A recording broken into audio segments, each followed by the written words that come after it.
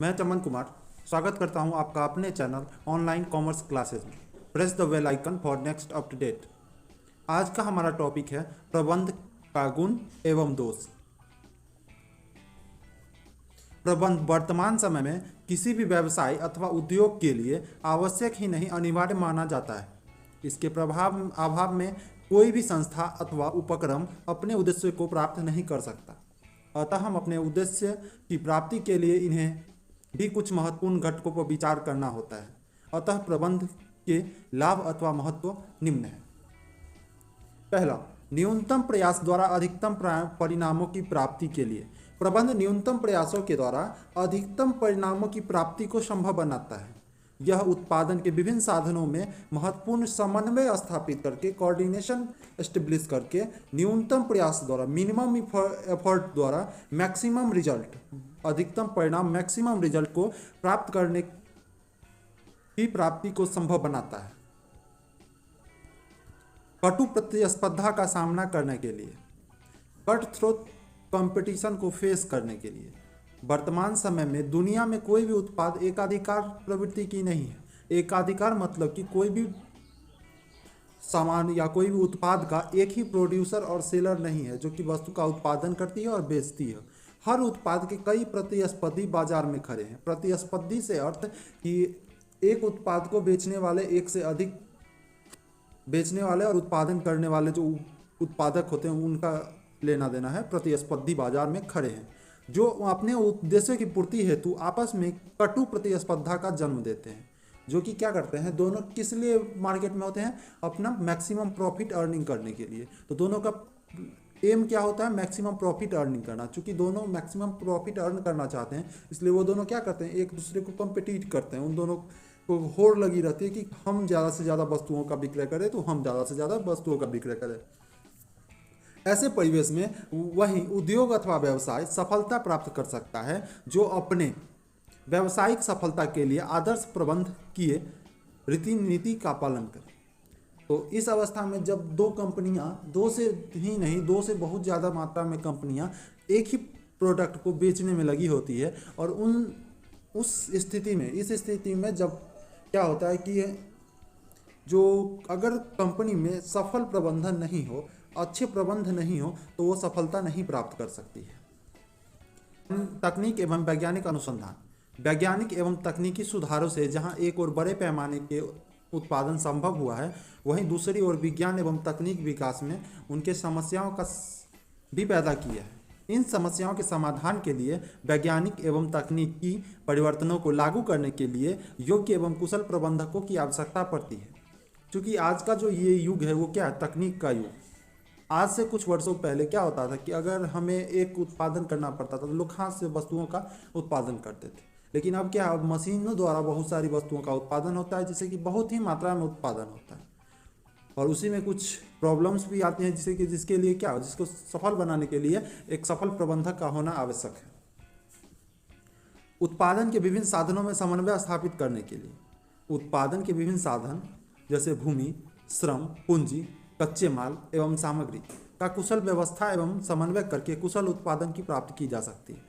अगर हम जो उत्पादन के सभी साधन हैं उनमें हम सही से कोऑर्डिनेशन नहीं स्थापित करेंगे, तो उसका यूटिलाइजेशन सही से नहीं करेंगे, तो उससे क्या होगा, हमें ज़्यादा से ज़्यादा उत्पादन नहीं होगा। अगर हम इसका सही से समन्वय करते हैं, सही से इसका यूटिलाइजेशन करते हैं, तो क्या होगा, इससे हम ज़्यादा से ज़्यादा उत्पादन प्राप्त कर सकते हैं। उत्पादन के विभिन्न साधन में पारस्परिक समन्वय प्रबंध के द्वारा ही संभव हो सकता है। बिना प्रबंध के इनमें समन्वय होना असंभव ही नहीं, नामुमकिन सिद्ध होता है।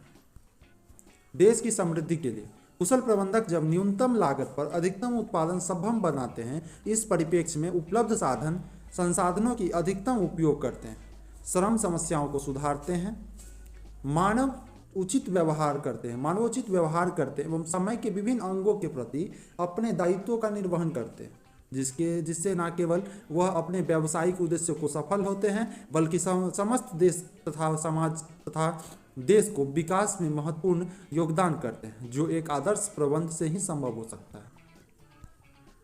अब हम प्रबंध के गुण को पढ़े, अब क्या प्रबंध के दोष को पढ़ेंगे। प्रबंध आज के बढ़ते व्यावसायिक एवं औद्योगिक युग में व्यावसायिक सफलता प्राप्त करने के लिए आवश्यक ही नहीं अनिवार्य प्रतीत होते हैं। लेकिन इसका तात्पर्य यह नहीं है कि प्रबंध में केवल लाभ होते हैं। इसके कुछ दोष तथा अवगुण होते हैं, जिसके कारण इसमें पूर्णतया दोष मुक्त नहीं कहा जा सकता है। अध्ययन की दृष्टि से प्रबंध के इन दोषों को हम निम्न बिंदुओं के तहत इस प्रकार विश्लेषण करते हैं। अब विश्लेषण इस प्रकार करते हैं। शोषण की प्रवृत्ति को बढ़ावा। प्रबंध जहां एक ओर अपने विशिष्ट उद्देश्यों की प्राप्ति हेतु कुछ नियमों एवं सिद्धांतों का प्रतिपादन करता है और उसे कठोरता से लागू करता है, जिसके कारण इसमें मानव उचित कल्याण का विचार न कर मनुष्य और मशीन में कोई अंतर नहीं समझा जा सकता है, जिससे श्रमिकों को अत्यधिक मानसिक एवं शारीरिक शोषण किया जाता है। क्योंकि मैनेजमेंट क्या चाहती है कि हम जितने श्रमिक हैं उससे ज़्यादा उत्पादन करवाएं, ज़्यादा से ज़्यादा उसे काम लें। तो उसमें क्या होता है कि ज़्यादा से ज़्यादा काम लेने के वजह में वो मजदूरों का क्या करते हैं, शोषण करना शुरू कर देते हैं, जो कि एक प्रबंध का एक दोष है।